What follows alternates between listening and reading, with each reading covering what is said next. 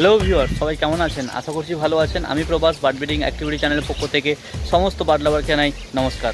Viewers, বদ্রি পাখির কলোনিতে অনেক রকমের সমস্যা বা অনেক ধরনের সমস্যা হয়, যার মধ্যে একটা বিশেষ সমস্যা যার জন্য আমাকে এই কলোনি থেকে একটা রানিং পেয়ার যে হচ্ছে ডিম বাচ্চা অলরেডি করছে, তো তাকে কিন্তু আমাকে বাধ্য হতে হয় রীতিমতন আলাদা সেপারেট কেজে করার জন্যে। তো এটা কেন করলাম, তো চলুন আমি যে সেপারেট কেজে তাদেরকে করেছি এবং কি অবস্থা তাদেরকে সেপারেট কেজে রেখেছি এবং এখন কেমন আছে, এখন তার সিচুয়েশান কি, তো সেটা আমার নিচের আমি পাখির ঘরে যাচ্ছি, চলুন। তো সেখানে গিয়েই আমি দেখাচ্ছি এবং দেখাতে দেখাতে বলবো কী কারণে আমি এই কলোনি থেকে সেপারেট কেজে তাদেরকে শিফট করলাম।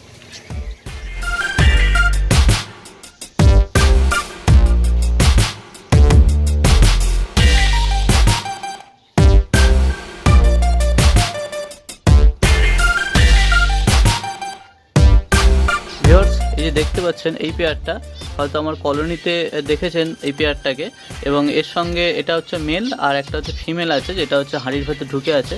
আর ভিউয়ার্স, আপনারা হয়তো মনে মনে ভাবতে পারেন যে হাঁড়ি সমেত কেন আমি সেপারেট কেজে রেখেছি।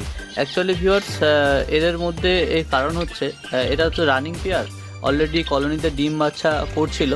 তো অ্যাকচুয়ালি এদের কেন করলাম তার পেছনে কারণ হচ্ছে এরা যতবারই মানে ম্যাক্সিমামটা যতবারই ডিম পেড়েছে বা তার মধ্যে 5বার ধরুন ডিম পেড়েছে, 5বারের মধ্যে 2বার হয়তো ডিম ফুটেছে, 3বার কিন্তু ডিম ফোটেনি, মানে ডিমটা নষ্ট হয়ে গিয়েছে, মানে বা অন্য কারোর সঙ্গে মারামারি করে কেউ ডিম এদের ফেলে দিয়েছে, বা বাচ্চা হয়েছে, বাচ্চা এদের মারা গিয়েছে, বা মেরে দিয়েছে এদের বাবা মা, ঠিক আছে, বা অন্য পেয়ারের বাবা মা এদেরকে মেরে দিয়েছে।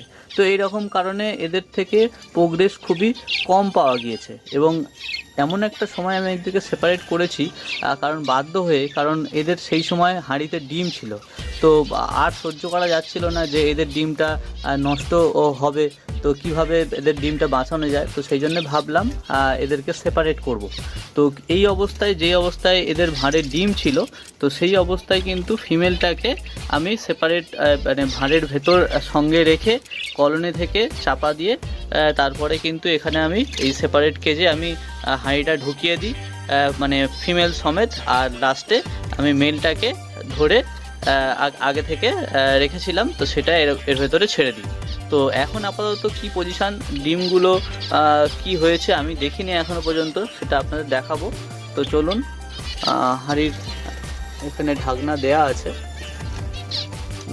ঢাকনাটা দেয়া আছে এদের, একটু খুলবো, এদেরকে একটু ডিস্টার্ব হয়তো করবো, কিন্তু সমস্যা নেই।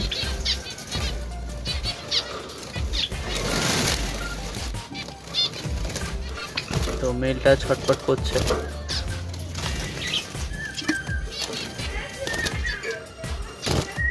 ওয়াও, বাচ্চা ফুটেছে।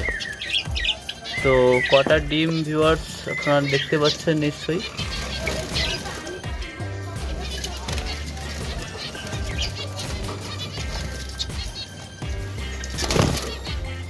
চারটে ডিম এখনো আছে আর 2টো বাচ্চা ফুটেছে। তো এটা খুবই ভালো খবর, এই 2-1 দিনের মধ্যেই ফুটেছে, কারণ বাচ্চার যা সাইজ দেখে মনে হচ্ছে 2-1 দিনের মধ্যেই ফুটেছে। তো অ্যাকচুয়ালি দেখুন ভিউয়ার্স, এদেরকে যদি কলোনিতে রাখতাম তাহলে এদের ডিমটাও তো নষ্ট হতো, অথবা বাচ্চা হওয়ার পরে সেই বাচ্চা কিন্তু পাওয়া যেত না, কারণ এরাই হয়তো মেরে দিত বা অন্য কেউ হয়তো এদের সঙ্গে মারামারি করার মাধ্যমে সেই বাচ্চাগুলোকে আঘাত করে তাদেরকে কিন্তু মেরে ফেলতো। তো সেই জন্যে কিন্তু তার থেকে অনেক বেটার যদি সেপারেট কেজে আমি করেছি, তো সেই সেপারেট কেজের থেকে অন্তত 2টো বাচ্চা আপাতত ফুটেছে। তো এগুলো কতদূর কী হয় সেগুলো আমি জানাতে থাকবো। তো ভিউয়ার্স, এই জন্যেই কিন্তু আমি কলোনি থেকে আমি সেপারেট কেজে করতে বাধ্য হয়েছিলাম, কারণ এই পেয়ারটা খুব সুন্দর পেয়ার, একদম ফিট সাদা দেখতে পাচ্ছেন ফিমেলটা, আর মেলটার খুব সুন্দর কালার। তো এর থেকে প্রোগ্রেসটা আমি খুব কম পেয়েছি অন্যান্য পেয়ারের থেকে, তো এদের প্রোগ্রেসটা যাতে আরও ভালো পেতে পারি, তো তার জন্যে এই কলোনি থেকে আমি সেপারেট কেজে শিফট করলাম।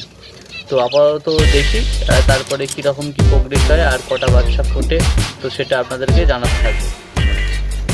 চলুন ভিউয়ার্স, হাঁড়িটা আমি সেরকমভাবে রেখেছি।